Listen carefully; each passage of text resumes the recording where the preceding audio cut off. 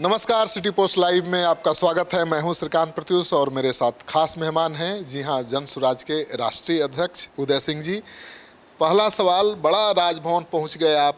2 दिन पहले अश्विनी चौबे सलाह दे रहे थे कि क्या प्रेस कॉन्फ्रेंस करते रहते हैं रोज, सबूत है तो राज्यपाल से मिलिए, राष्ट्रपति से मिलिए, और नहीं बने बात तो कोर्ट जाइए। श्रीकांत जी, कल प्रेस कॉन्फ्रेंस में हम लोगों ने कहा था कि सबसे पहले तो मौका दिया था सम्राट जी को ही कि वही इसको कबूल करें और जो उचित कार्रवाई है, मतलब इस्तीफ़ा सौंपना, वो सौंप दें। ऐसी बताइए, कोई अपने कबूल कर लेगा और इस्तीफा दे देगा? नहीं करेगा, लेकिन हम लोगों की शुचिता का ये मांग है कि पहले उसको बता दें कि भाई हमारे पास ये साक्ष्य है, आप इस्तीफ़ा दे दीजिए। नहीं दीजिएगा तो हमने कहा था कि हम 2 काम करेंगे। हम महामहिम राज्यपाल जी से मिलेंगे, अपना ज्ञापन सौंपेंगे और प्रधानमंत्री जी को पत्र लिखेंगे, क्योंकि प्रधानमंत्री जी भी हैं और बीजेपी की यहाँ सरकार भी चल रही है और ये बीजेपी के उप मुख्यमंत्री हैं। तो हम लोगों ने समय मांगा माननीय राज्यपाल जी से। समय उन्होंने दिया, लेकिन आज हम लोग जब मिलने गए तो उनके प्रधान सचिव हमसे मिले और उन्होंने कहा हम लोगों को कि किसी कारण महामहिम नहीं मिल सकता। महामहिम तो बहुत सहज सरल हैं, आम खास सबसे मिलते हैं, बहुत समय देते हैं। उदय सिंह से क्यों? अब उदय सिंह से या जन स्वराज से क्यों नहीं मिले, ये अब सार्वजनिक रूप से कहना ठीक नहीं है, लेकिन लगता ये है कि राजनीतिक दबाव बनी होगी उन पे कि भाई आप मत मिलिए। लेकिन खैर, उससे हमें कोई अंतर नहीं पड़ता। जो ज्ञापन हमने देना था वो ज्ञापन दे दिया। ज्ञापन में मांग यही है कि सम्राट चौधरी जी को बर्खास्त किया जाए। बर्खास्त करने का ग्राउंड क्या है कि भाई जो चौरी परसा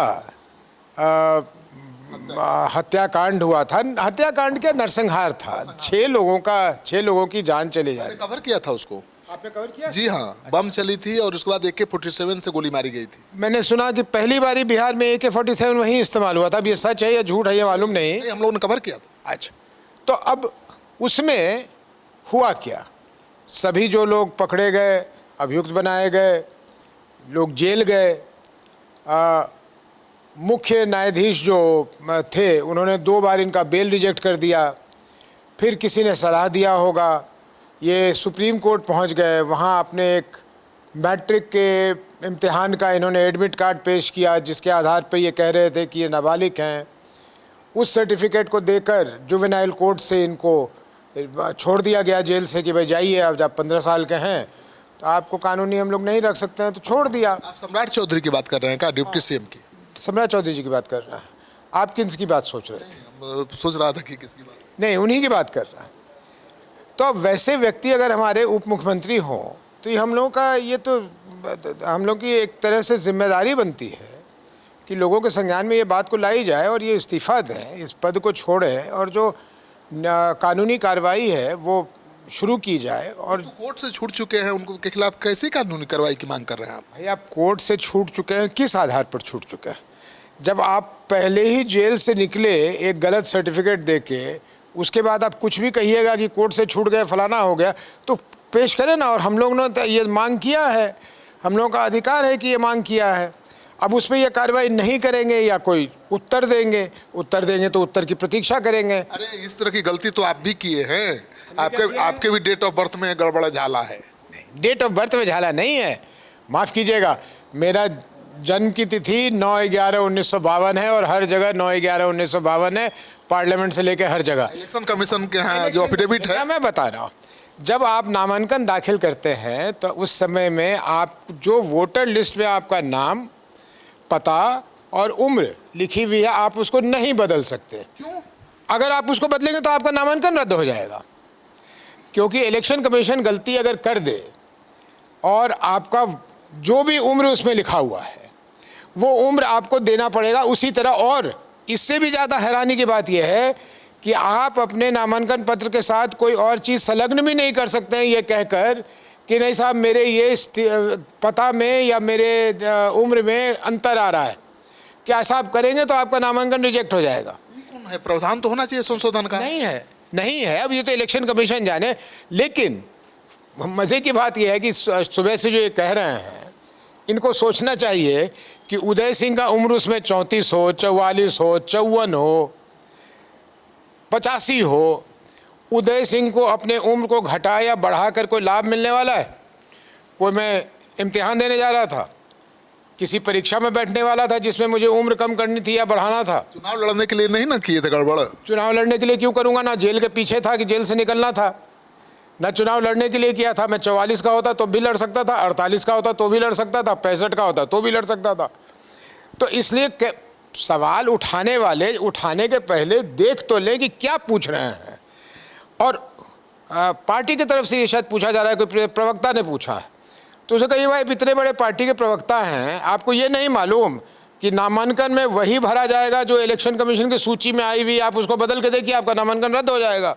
बड़ा आरोप और लगा रहे हैं कि पाटलिपुत्रा में कहीं 14-15 करोड़ का संपत्ति खरीद ली है। महाराज 14-15 करोड़ का खरीदे, मतलब हम समझते हैं कि अब कौन सा शब्द यूज करें हम प्रशांत किशोर जी के लिए, जो आदमी 243 करोड़ रुपए कमाता है वो 100 करोड़ रुपए अपने पार्टी को दे देता है और 100 करोड़ रुपया पार्टी पे खर्च देता है और 35 करोड़ रुपया जीएसटी देता है और 20 करोड़ रुपया इनकम टैक्स देता है और सिर्फ 15 करोड़ का अपने लिए संपत्ति खरीदता है।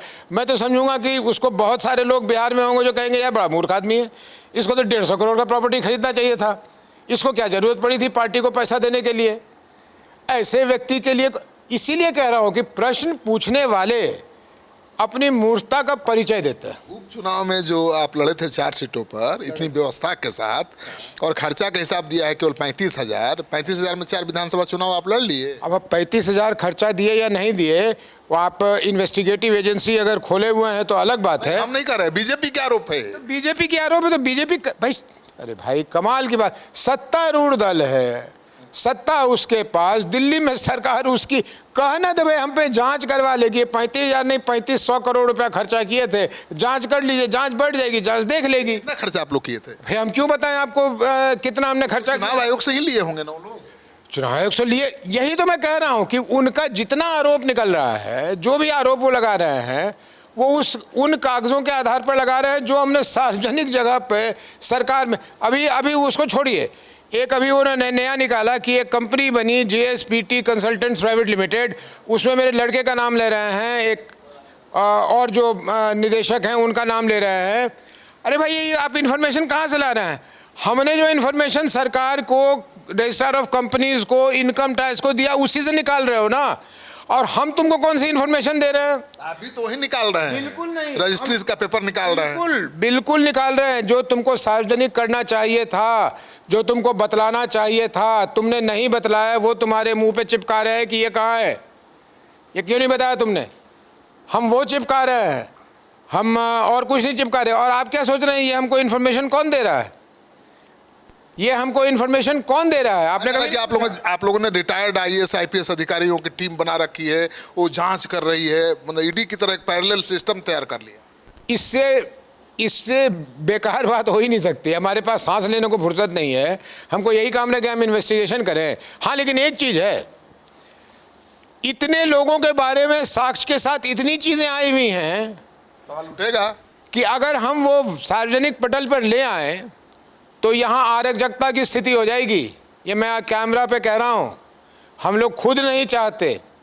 कल जब हम लोग प्रेस कॉन्फ्रेंस के लिए गए थे तो 6 मंत्रियों का और फाइल लेकर गए थे। हाँ, काहे नहीं खोल रहे हो फाइल? नहीं खोलेंगे भाई। नालंदा का फाइल है तो वहाँ का फाइल है, यहाँ का फाइल है। हम सिर्फ इतना चाहते हैं कि बिहार के लोग, हमारे बिहार के लोग ये देख ले कि जिन लोगों ने उनसे भरोसा प्राप्त किया वही लोग उनके पास फिर से जा रहे हैं भरोसा प्राप्त करने। इन लोगों का चेहरा क्या है, इन लोगों का चरित्र क्या है, इन लोगों का चाल क्या है, और किसको टारगेट कर रहे हैं? जिन लोगों पे लोग भरोसा करते हैं। दिलीप जायसवाल जी कौन है? दिलीप जायसवाल जी भारतीय जनता पार्टी के प्रदेश के अध्यक्ष हैं। उनका चरित्र कैसा होना चाहिए, उनकी शक्ल कैसी होनी चाहिए? ऐसा आदमी होना चाहिए जो किसी एक माइनॉरिटी का कॉलेज कब्जा कर ले, ऐसा आदमी होना चाहिए जो मर्डर केस में अभियुक्त रहे या मर्डर केस का चार्ज जिस पे हो। और आप लोगों ने देखा जिसकी हत्या हुई उसकी माँ और बहन दोनों बिलख बिलख के आप लोगों के सामने आ रही हैं। मानवता के आधार पर बाकी चीज़ छोड़िए, राजनीति को भी छोड़िए, मानवता के आधार पे मानवता क्या कहती है, हम उसका केस लड़ रहे हैं, हम लड़ेंगे। हम माइनॉरिटीज़ को उनकी कॉलेज भी वापस दिलवाएंगे। हम उस व्यक्ति राजेश शाह के माँ और बहन को उसको न्याय भी दिलवाएंगे। अब न्याय पालिका में क्या होता है, मैं न्यायाधीश नहीं हूँ। बिहार में कितनी राजनीति जाति आधारित है आपको नहीं पता है, आपसे ज्यादा कौन जानता है। आप कई बार चुनाव लड़ चुके हैं, एक बड़े राजनीतिक परिवार से आते हैं। आप कुशवाहा नेता पर निशाना साधिएगा, आप दलित नेता पर निशाना साधिएगा तो सब नाराज नहीं होंगे। अगर जाति के आधार पर बिहार में राजनीति होती तो प्रशांत जी अक्सर कहते हैं मोदी जी की बात, मैं मोदी जी की बात नहीं करता, मैं तो अपनी माँ की और अपनी बात करता हूँ। मैं पूर्णिया क्षेत्र से, मैं और मेरी माँ अनेकों बार सांसद बने। पूर्णिया में हमारी जाति के लोग गिने चुने हैं, गिने चुने, माने हज़ारों में। वहाँ तो ज़्यादा यादव मुसलमान हैं। तो फिर जाति की अगर राजनीति होती है तो हम कैसे जीते। तो ये बिल्कुल, ये जिनकी संकीर्ण मानसिकता है, जिन नेताओं को कुछ समझ नहीं आता है, वो ये जाति की राजनीति करते हैं। और माफ़ कीजिएगा, इसमें बड़े बड़े नेता, हमारे नीतीश कुमार जी भी इसमें संलिप्त हैं कि किसी अपने जाति को, किसी उस जाति को, किसी दो जातियों को समीकरण करके, कोई लवकुश बनाकर, कोई ये करके ये राजनीति करना चाहते हैं। ये तरीका नहीं है, ये संकीर्ण मानसिकता है। जनसुराज के पास ये ईश्वर की कृपा है कि हमारे पास कोई जातीय आधार नहीं है। पूरी बिहार की जनता हमारी जाति है, हम बिहार के लोगों की जाति हैं। हमारे पास कोई जात पात का मतलब ही नहीं है। जात पात का क्या होता है। जनसुराज का ग्राफ ऐसे बढ़ रहा है, कोई शक नहीं है, लोकप्रियता का ग्राफ। लेकिन लोकप्रियता कहीं गारंटी देती है वोट की। भाई, हम बिहार की व्यवस्था बदलने आए हैं, हम यहाँ सरकार बनाने। हमारा मुख्य उद्देश्य सरकार बनाना नहीं है, हमारा मुख्य उद्देश्य है, आप तो ये तो मानेंगे श्रीकांत जी कि हमारे पार्टी को ईश्वर की कृपा से परसों 1 वर्ष होने वाला है। 1 वर्ष की अवधि में आप कोई ऐसा गांव, कोई ऐसा टोला, कोई ऐसा टप्पर बता सकते हैं जहां वो जनसुराज को नहीं जानते हैं, जहां प्रशांत किशोर को नहीं जानते हैं? कोई ऐसी जगह है? नहीं, मैं रैंडमली मैंने सर्वे किया है, कोई एक ऐसा आदमी नहीं मिला जो नहीं जानता जनसुराज को। और जनसुराज का प्रेजेंस हर जगह है, ठीक है। आप वही तो कर रहा हूँ कि लोकप्रियता का ग्राफ तो बढ़ रहा है, लेकिन वोट दिलाने की गारंटी है एक ग्राफ। जिस स्कूल का मैं विद्यार्थी रहा हूँ उसमें तो हमने यही सीखा है कि अगर आपकी लोकप्रियता होगी तो देर सवेर मत भी आप ही के पक्ष में होगा। देर सवेर समय लगता है वोट में तब्दील होने में, यही बोल रहा हूँ मैं। तो हमें बिहार को बदलना है तो मैंने कब कहा कि मैं आज ही बदल दूंगा। लेकिन आपके चैनल के माध्यम से मैं बिहार के लोगों को एक बात कहना चाहूँगा कि बहुत लोग ये कहते हैं अब की नए 29 में देखबे 30 में। भाई, तुम अपने जीवन के 5 वर्ष क्यों बर्बाद करना चाहते हो? ये तुम्हारे जीवन का काल है, कोई फर्क नहीं पड़ेगा पार्टी के जो लोग होते हैं उनको, आपके जीवन में फर्क पड़ेगा। इसलिए मुझे नहीं लगता कि लोग ऐसा करेंगे, ऐसा नहीं करेंगे। कितने सीटों पर जीतने की उम्मीद है? हम शून्य के लिए भी तैयार हैं, लेकिन 243 भी जीत सकते हैं। 243 हो जीत जाएंगे? नहीं जीत सकते। देखिए, ऐसा मत करिए, आप थोड़ा सही दावा करिए, ठोस दावा करिए। भाई, मैं तो अब देखिए, बीजेपी ने हटा दिया, टारगेट हटा दिया। 225 टारगेट था, अब 160 हो गया। अब बीजेपी क्या कर रही है, बीजेपी जाने, बड़े नेता लोग हैं वहाँ पे। मैं तो ये भी कह रहा हूँ ना, शून्य के लिए भी मैं तैयार हूँ। मैंने कभी कहा कि नहीं शून्य होगा तो हम उलट जाएंगे, गिर जाएंगे, बेहोश हो जाएंगे? हमने तो नहीं कहा। हम तो कह रहे हैं कि बिहार की जनता जो भी हमें आशीर्वाद देगी हमारे सिर आंखों पे, हम शून्य के लिए भी तैयार हैं, हम 243 के लिए भी तैयार हैं। इतना जी मेहनत जो करेगा, अगर रिजल्ट नहीं अनुकूल आया तो दिल नहीं टूटेगा जी? जरूर। मैं कह दूं कि नहीं दुख नहीं होगा, ये कैसे हो सकता है? दुख तो होगा, लेकिन उससे क्या फ़र्क पड़ता है?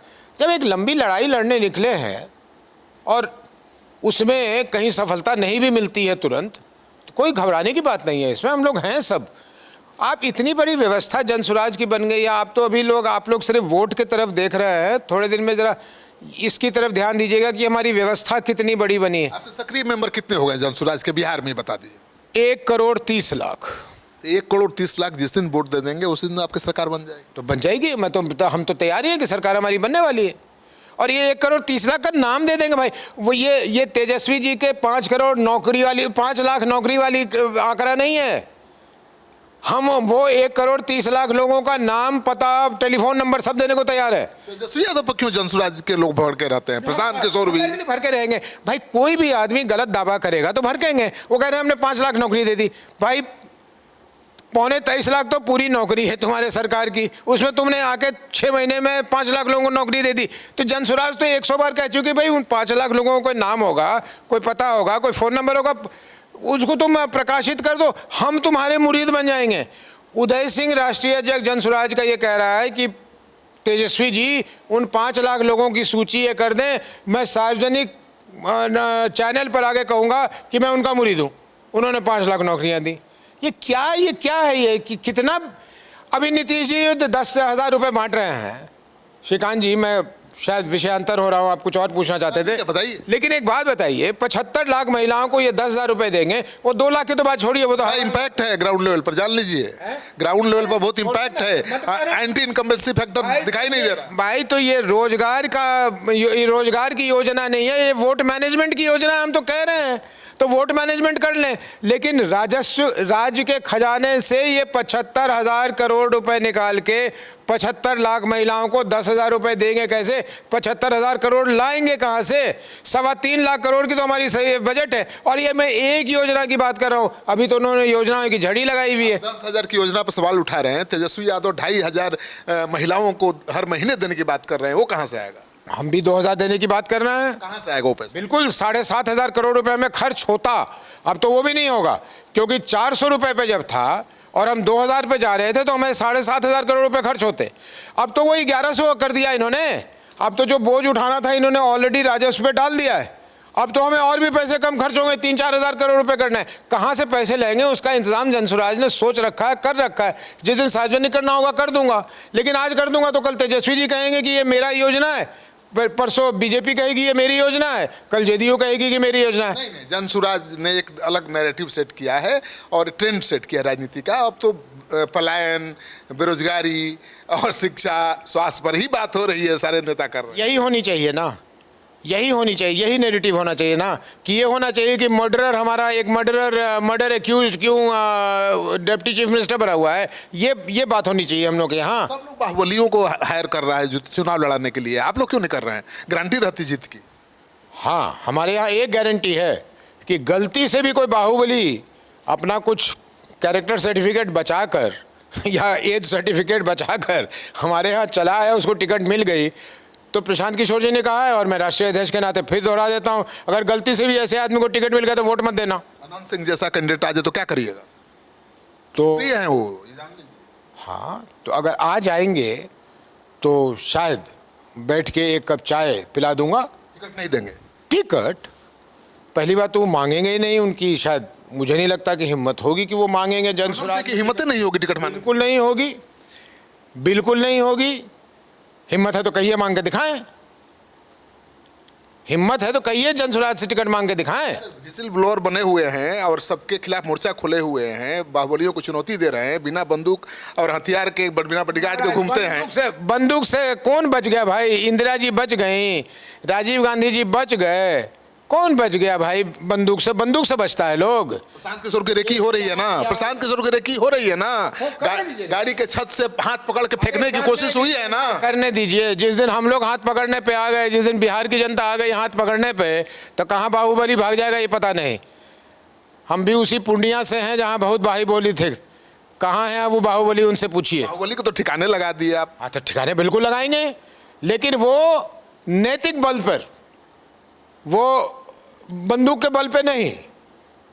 आपके कलेजा में वो ताकत होनी चाहिए, आपकी नीयत में वो ताकत होनी चाहिए कि आप उनको ठिकाने लगाइएगा। बड़े से बड़े ठिकाने लगेंगे, क्यों नहीं लगेंगे? तो रेकी हो रही है नेताओं की, आपकी, प्रशांत किशोर की, आपकी। डर नहीं लगता है? तो सुरक्षा मांगा है ना आप लोगों ने? सुरक्षा? अरे हम पूर्व सांसद हैं, इसलिए हमको एक सिपाही मिला हुआ है।